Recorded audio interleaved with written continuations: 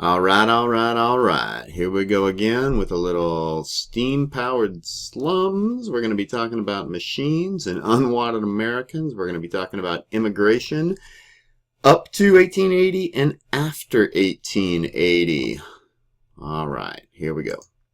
What do we want to talk about first? Let's talk about this idea of an urban nation. Way back in the founding of the country, very few people lived in the cities. As we continue to go forward through time, we have more and more people living in the cities. By somewhere around 1920, we become an urban nation, meaning more people live in cities than live in the farms. And right around here, right in this moment, between the 1880s and the 1900s, cities are getting bigger and bigger, and it's kind of starting to make people wonder and question and think about life in different ways. However, we should always note that white America and African American America experience different realities. So, for black Americans, this urban transition doesn't really happen until right around 1940, until somewhere around the post-World War II era. So, different stories. Today we're mostly going to be talking about immigrants, and we're going to be talking about European immigrants. New immigrants is what we call them, to contrast them with old immigrants, of course. Old immigrants, let's say it starts somewhere around 1820. Of course, America has always been a country of immigrants. But between 1820 and 1879, most of the immigrants come from Northwestern Europe, 8.2 million of them. 0.2 from Southern, Eastern, and Central Europe, right? The very small amount. So these immigrants, well, they kind of look and act like the people that already live here. So here in 1880, we've got Uncle Sam saying, come for free education, free land, a free lunch. This is the, what does that say? The Ark of Refuge. Over here, they're fleeing Europe, they're fleeing Europe, they're fleeing death, taxes, kings, compulsory service, dungeons, and these kind of look like Americans, don't they? Of course, they got a duck on their head. I guess that's goose. They got a goose on their head. These folks look a little bit questionable, but gosh, that guy's got a top hat. He might as well be Abe Lincoln. After 1880, all this changes. We still get significant immigration from Northwestern Europe, 8.5 million, but now what do we got? We got 12.3 million coming from Italy, coming from Central Europe, coming from Eastern Europe, and all of this makes Americans nervous because they're not sure if these individuals can really become American citizens. Note, Asia, 0.8. Asians have already been decided, at least Congress has decided, that they are not suitable for American citizenship. So they're barred from entry. We've talked about the Chinese Exclusion Act just a little bit in here, right? Significantly, not a whole lot of immigration from Middle and South America. That is a later story in America as well. So, 1880, we start getting these Southern, Eastern, and Central European immigrants. We call them new immigrants. Here's a sign from 1900. Notice how America has changed. Now we need a finer screen to keep out contract laborers. What else we got in here? Paupers. That means poor people. We've got illiterates. We've got, so what's that? Is that a mendicant? That means a beggar. And what do we have? We have some Napoleon-looking guy over in Europe forcing upon us they're bad people, the refuse of the world. So this is what Americans were telling themselves, that the immigrants contain undesirable elements. So we want to keep them out. This is Hester Street. This is New York City. This is the Lower East Side. Lots of the new immigrants came to cities. Also, Americans were moving to cities. But this combination of new city growth creates, I don't know, what do you guys see down here? Some Americans saw squalor, they saw filth, they saw dangerous degeneracy. I see people, I don't know, living, I suppose. Doesn't freak me out too much, but then again, not that much freaks me out. Here is an image that should terrify all of you. Look at this guy. He's got a club. He's ready to beat you up. He, even though he has a hat on, scares the bejesus out of me. All these dudes, quite terrifying. Even Grandmama over here, terrifying, right? Bandits roost. What happens in the inner cities? Crime and filth and scary, scary things. All right, how about this? Goodness gracious, what do we see here? We've got kiddos playing in the garbage. Holy moly. This is not how you raise good American citizens, is it? So why are these kids hanging out on the garbage? These are not Grandmama and Grandpapa, by the way. They're just random bystanders photobombing this little experiment. Well, Americans looked around and they said, because these new immigrants are degenerates, right? Because they're not really suited to be American citizens. However, another reason why is because they're working. They don't have time to hang out with their kids because either their kids are working with them. This is a sweatshop, right? These women and young girls are working in the garment industry, taking these garments back home and doing work and then getting paid piecework for the stuff. So why are there kids playing in the streets? Because the parents are working and they can't take care of them. Another thing that changes in this time period is technology. These are the machines I was talking about. 1872, we've got a steamship. There's that paddle wheel. That's steam powering that paddle wheel. But we still got sails on the boat. Not a whole lot of people on this boat. See, there's a dude, there's a dude, there's a dude, there's a dude.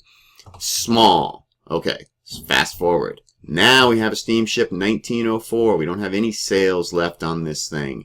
And there are tons of people on this boat. Up here, in the white, in the above decks, that's where the elites hung out. In the bottom decks, we call that steerage. And that's where the lower classes made their journey. Steamboat has to fill all the lower classes to make this thing economically affordable. This is what the lower classes look like when they're on deck. They are huddled masses. This guy, I'm not sure what he's doing. It kind of looks like he's giving him the hot foot, right? I'm not totally clear on that. I like the image. It's goofy. They got what? They got some, I don't know, shawls on their heads, these women. They look a little scary. I'm not too terribly afraid. At least they're wearing hats. They look somewhat civilized. When new immigration increased, we created Ellis Island to start handling these new immigrants, to start to process them, to make sure that only the best American or the best potential American citizens were getting through. So Ellis Island is a response to this new immigration. Ellis Island is an attempt to make sure that only the best individuals came through and that we didn't have sick people or poor people or diseased people or worse yet, socialists or communists or anybody who's going to try and subvert the American order. So one response is a bureaucratic response, Ellis Island. Another response, no, I'm sorry, let's not talk about the response yet. Let's talk about Slovaks for just a little bit. Let's focus in on some of these Eastern Europeans. Maybe some of you descend from a Slovakian immigrant yourself. Hungarians, loosely speaking, fall into the Slovakian role. These guys, I don't know, what do you think? They scare you much? They don't scare me much, but again, not much scares me. I love the fact that we have this blonde-haired Hungarian, right? All these dark-haired folks, and yet we have some recessive genes in here. Of course, recently there was a blonde-headed gypsy in Europe, and people thought he was kidnapped. As it turns out, that's just human diversity. Okay, I'm getting a little bit off track, but basically what I'm saying is these peasants don't look as close to American citizens as the previous immigrants to America. How about these three Romanians? They look weird for sure. Personally, I'm terrified. I don't know what's going on with the hands up here. I don't know what's going on with the sheepskin. I don't know what's going on with the little shirts. I don't know what's going on with the hats. They don't look like Americans. They scare the bejesus out of me.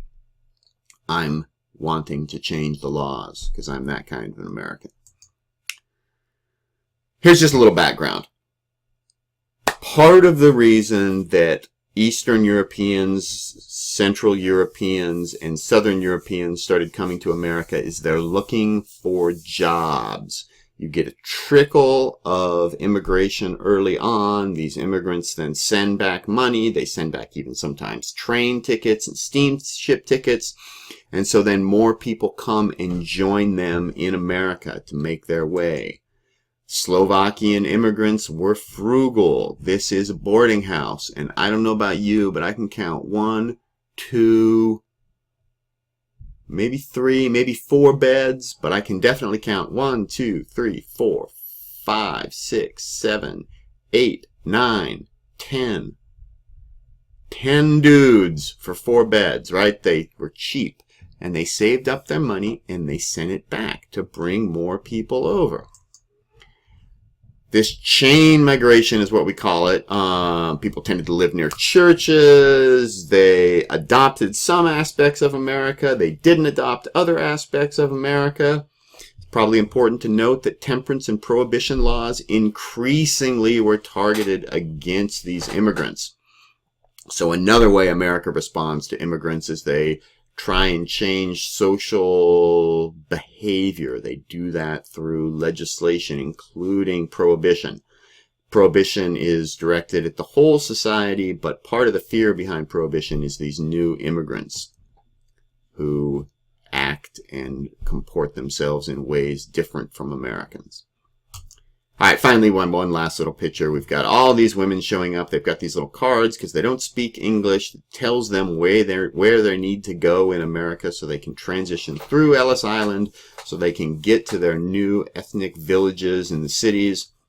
And just one little note, this is a priest who's probably helping them, but for my money, he looks like a Nazi, doesn't he? If I was going to cast a movie, I would definitely cast him as a Nazi.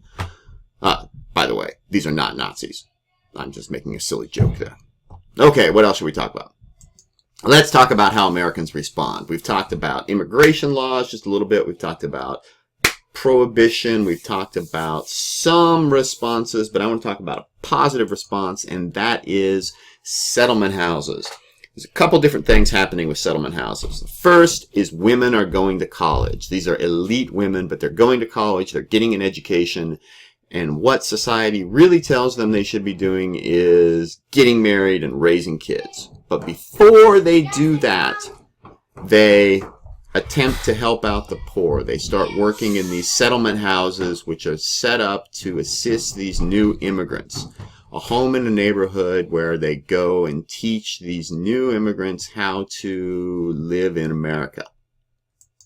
Another thing settlements houses do is they start dealing with children. They set up kindergartens, playgrounds. They try and deal with child labor laws, healthcare. So settlement houses are little outposts in these ethnic communities where elite women go and help new immigrants become Americans. They help their children make the adjustment to America. And here's one more goofy picture. I don't know if you can see it that well, but these are factory workers. These are little kids working in the factory, and there's a couple guys over here, but mostly they're young. He's smoking a cigarette. I think he's got a pipe. Too. Anyway, right, the youth of America.